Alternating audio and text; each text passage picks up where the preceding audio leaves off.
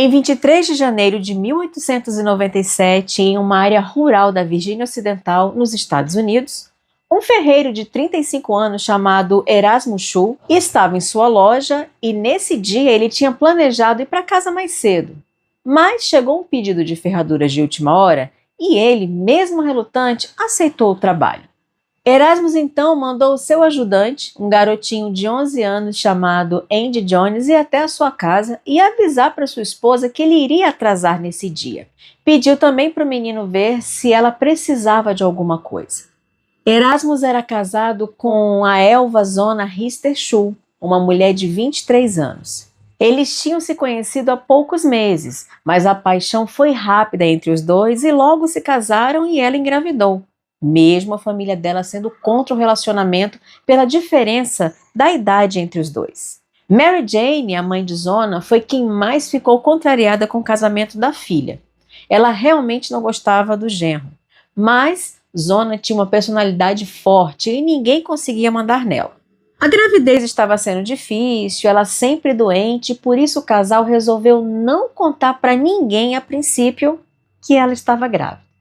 O pequeno ajudante do casal, de 11 anos, o Andy, seguiu então para a casa da Zona. Mas quando ele avistou a casa, ele já achou muito estranho porque não tinha nenhuma luz acesa. Ele bateu na porta e nada. Ninguém atendeu e o garoto sabia que ela sempre era rápida ao atender a porta. Ele chamou por ela e nada. Então o menino empurrou a porta que estava destrancada e entrou. A casa estava silenciosa e fria. A Zona estava deitada no chão de costas, perto da escada que levava ao segundo andar. Um braço estava dobrado sobre o peito e os olhos estavam fechados. Parecia que ela estava dormindo, mas o garotinho viu que o peito dela não se mexia. Quando ele tocou na mulher, o corpo estava frio. O menino ficou muito assustado e correu pela estrada até em casa. E, chegando lá, falou o que tinha visto com a mãe, que imediatamente pediu para o garoto ir buscar o Erasmus. Enquanto isso, ela chamou um médico, o Dr. George Knapp, que era o mesmo que já atendia a Zona com seus problemas de gravidez. Ele levou quase 1 hora para chegar até a casa. Quando entrou, encontrou o Erasmus no quarto do casal. Ele estava sentado na cama com o corpo da esposa nos braços. A cabeça dela estava apoiada no colo dele. O Erasmo chorava, acariciava o cabelo da Zona e balançava o corpo dela de um lado para o outro. O médico tentou se aproximar para examinar a mulher, mas ele precisou insistir porque o Erasmus não queria soltar o corpo. Quando ele finalmente se afastou, ele posicionou o corpo da Zona deitada na cama e se certificou de que o cabelo dela estava perfeitamente penteado e espalhado ao redor do pescoço. Depois, ele se ajoelhou ao lado da cama e continuou ali acariciando o cabelo da esposa. O médico examinou a região da pelvis e moveu o corpo rapidamente. E aí ele concluiu que a Zona estava morta e que a causa mais provável eram complicações da gravidez. No dia seguinte, o funeral foi realizado no cemitério no topo de uma colina. A comunidade rural era pequena e todos se reuniram para se despedir de Zona. O Erasmus parecia completamente devastado com a morte da esposa. Durante a cerimônia, ele ficou o tempo todo próximo ao caixão. E assim que chegou no velório, ele fez questão de colocar o cachecol favorito da mulher junto dela, dizendo que ela sempre amava usar aquela peça. Guardem bem essa informação, tá, gente? O que mais chamou a atenção das pessoas no velório foi a reação da mãe de Zona, a Mary Jane. Ela não parecia triste. Em vez disso, ela olhava para o Erasmus com um olhar de puro ódio e desgosto. Quando terminou o funeral, a Mary Jane ignorou todo mundo e saiu sem dizer uma palavra. Nos dias seguintes, o comportamento dela mudou completamente. A Mary Jane se recusava a receber os vizinhos. Ficava acordada a noite toda, com velas acesas, andando de um lado para o outro no quarto e rezando em voz baixa. O marido notou que ela parecia atormentada. Às vezes ela se ajoelhava diante da janela e ficava olhando para o nada, murmurando: como se estivesse conversando com alguém que não estava ali. O marido então começou a dormir no celeiro, assustado com o comportamento da esposa. Com o passar das noites, a fixação de Mary Jane aumentava.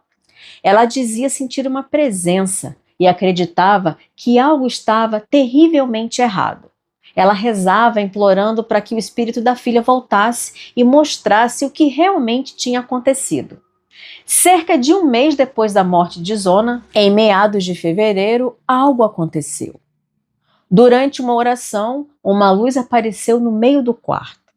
Brilhante, fria e ao mesmo tempo reconfortante. Mas desapareceu tão rápido quanto surgiu. Nos 2 dias seguintes, a luz voltou a aparecer, sempre do mesmo modo. Surgia, flutuava e sumia.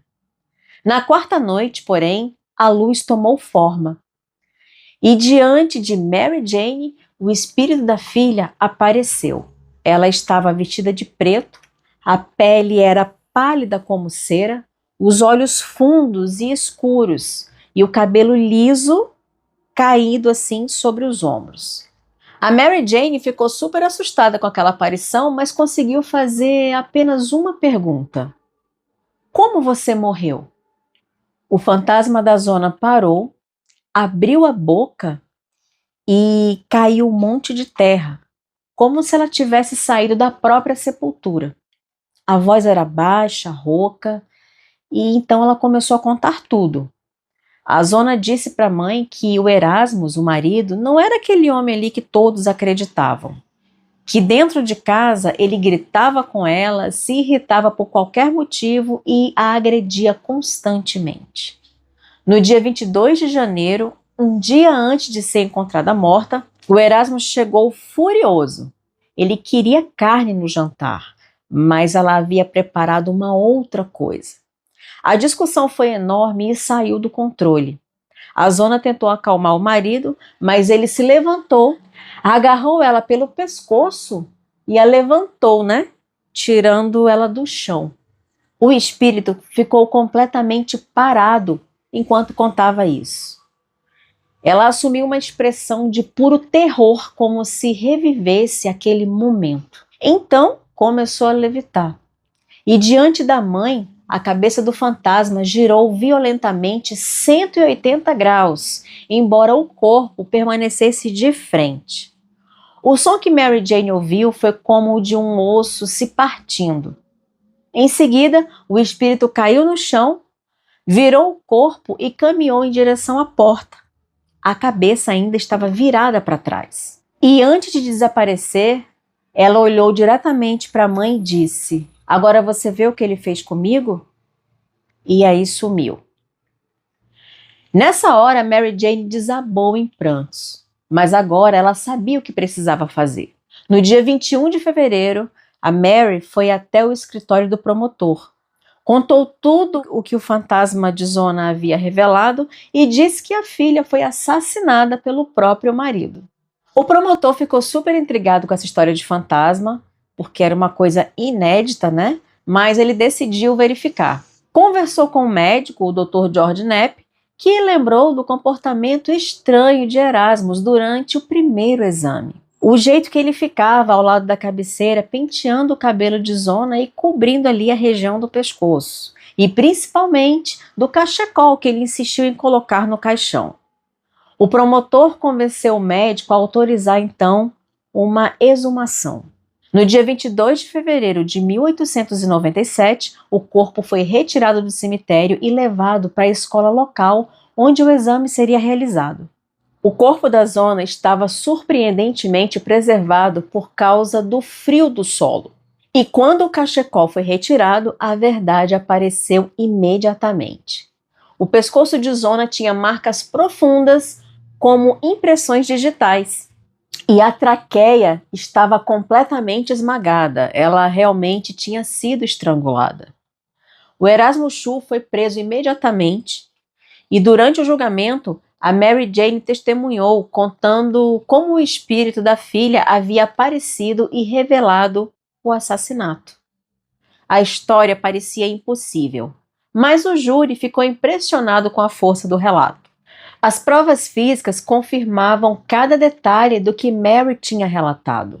Sem um motivo aparente, mas diante das evidências e do testemunho da mãe, o Erasmus foi considerado culpado e condenado à prisão perpétua.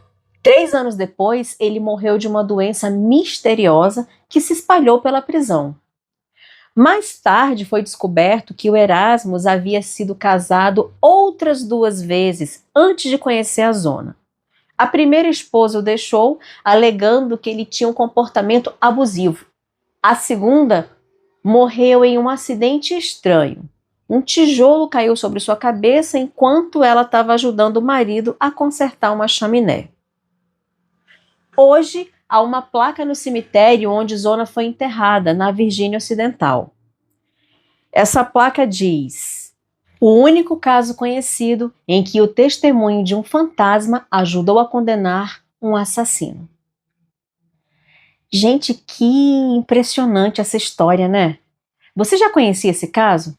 Me deixe saber aqui nos comentários. E já sabe, né? Não deixe de curtir esse vídeo, porque fazendo isso você vai me ajudar bastante na divulgação do meu conteúdo. E aproveita e já se inscreve no canal, ativa o sininho e compartilha com aquele seu amigo ou parente que curte crimes reais, histórias bizarras e assombrações. Me segue também nas outras redes que eu vou deixar aqui para você. Te vejo em breve no próximo vídeo.